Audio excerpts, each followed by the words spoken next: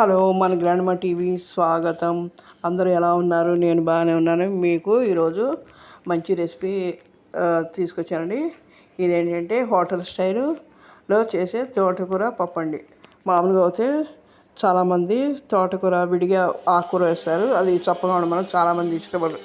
అసలు మామూలుగానే ఆకుకూరలు అంటే పిల్లలు అందరూ తోటకూర పప్పు అనగానే చాలామంది చప్పగా ఉంటుందని చాలామంది తినరు. నేను ఈ తోటకూర 2 కట్టలు తీసుకునండి. అలాగే 2 ఉల్లిపాయలు, 2 టమాటాలు, ఒక 3-4 పచ్చిమిరపకాయలు తీసుకుని కారాన్ని బట్టండి. నేను 3 తీసుకున్నాను, కావాలంటే ఇంకొకటి 2 తీసుకోవచ్చు. అలాగే మీరు కావాలంటే కనుక వెల్లుల్లిపాయలు కూడా వేసుకోవచ్చండి. నేను వేయలేదు, హోటల్లో అయితే వేస్తారు, నేను వేయలేదు. మీరు లేదంటే వేయకపోయినా పర్వాలేదు. అలాగే ఇవన్నీ రెడీ చేసుకుని శుభ్రంగా 1-2 సార్లు కడుక్కుని తరిగి రెడీగా పెట్టుకోవాలి. ఆ కూర చాలా లేతగా ఉందండి, చాలా చాలా బాగుంది.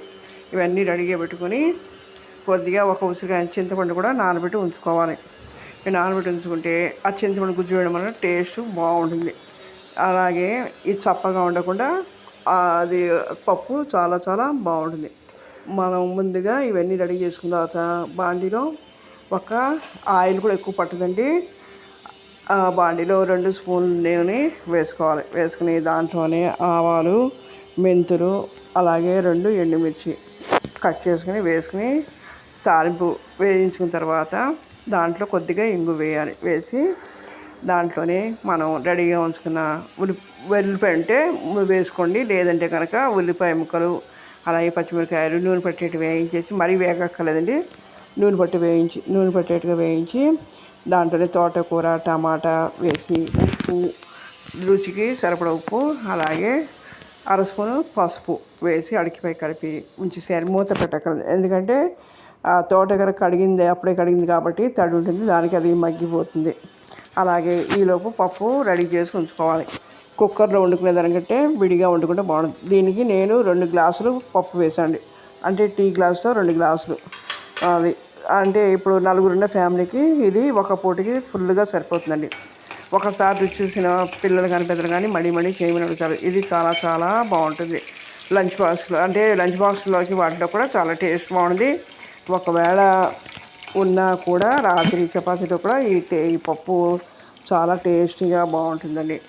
ఇది మీరు కూడా ఒకసారి ట్రై చేయండి. ఈ పప్పు ఎలా ఉందనేది ట్రై చేసి కామెంట్ చేయండి. హోటల్స్లో చాలా హోటల్స్లో ఇలాగే చేస్తారు, ఆకుకూర పప్పు అనేది ఇలా చేస్తారు.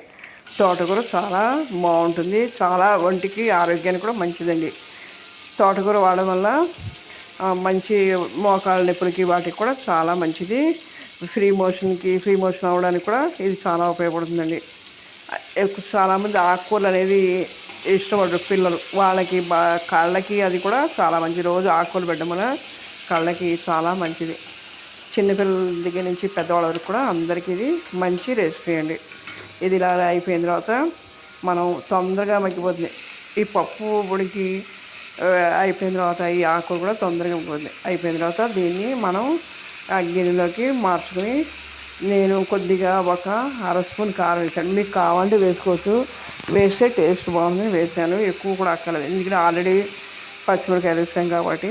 ఒక 1/2 స్పూన్ కారం వేసుకుని ఈ ఆకంతా దాంట్లో వేసేసి అడికిపై కలిపి ఒకసారి పొయ్యి మీద పెట్టి ఉంచేసి కొత్తిమీర ఉంటే గార్నిష్ చేసుకోవచ్చు, లేకపోయినా పర్వాలేదండి. నేను వేయలేదు, ఉంటే కనుక కొద్దిగా కొత్తిమీర వేస్తే టేస్ట్ చాలా సూపర్గా ఉంటుందండి. ఈ రెసిపీ అనేది ఎలా ఉందనేది మీరు కూడా ట్రై చేయండి, లైక్ చేయండి, షేర్ చేయండి. ఇవేంటంటే నేను పెట్టే రెసిపీస్ అన్నీ జాబ్ హోల్డర్స్కి, కొత్తగా నేర్చుకునే వాళ్ళకి, బ్యాచిలర్స్కి తొందరగా అయిపోయే రెసిపీస్ అండి.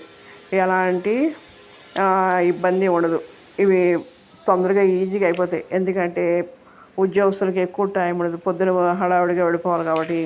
ఇది పప్పు చేసుకున్న వల్ల రాత్రి కూడా చపాతీ ఏదైనా చేసుకున్నప్పుడు దాంట్లో కూడా బాగుంటుందండి. ఇది తొందరగా వెళ్ళిపోవాలి, టైం ఉండదు కాబట్టి ఈ రెసిపీలు నేను పెట్టేవన్నీ సింపుల్గా ఈజీగా అయిపోయామండి. అలాగే ఎలాంటి ఇబ్బంది లేనివి. ఆకుకూర కళ్ళకి చాలా, పెద్దవాళ్ళకి కానీ పిల్లలకి కానీ ఆకుకూర చాలా మంచిదండి, ఏ విటమిన్ ఉంటుంది.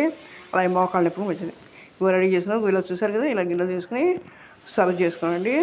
ఇది టేస్ట్ ఎలా ఉందో చెప్పండి. మీరు కూడా షేర్ చేయండి, లైక్ చేయండి, సబ్స్క్రైబ్ చేయండి. మీ ఫ్రెండ్స్కి, మీ రిలేటివ్స్కి, వాళ్ళందరికీ కూడా షేర్ చేసి వాళ్ళని కూడా కామెంట్ మీరు ఇచ్చే కామెంట్ వల్ల నేను ఇంకా మంచి మంచి రెసిపీస్ పెట్టడానికి నాకు అవకాశం ఇచ్చిన వాళ్ళు అవుతారు. మీరు చూస్తున్నారు కానీ వ్యూస్ చూస్తున్నారు కానీ సబ్స్క్రైబ్ చేయడం మర్చిపోతున్నారు. తప్పకుండా సబ్స్క్రైబ్ చేయండి. మీరు చేసే కామెంట్ వల్ల ఇంకా మరిన్ని మంచి వీడియో పెట్టడానికి నాకు అవకాశం ఉంది. ఓకే, థ్యాంక్ యూ అండి.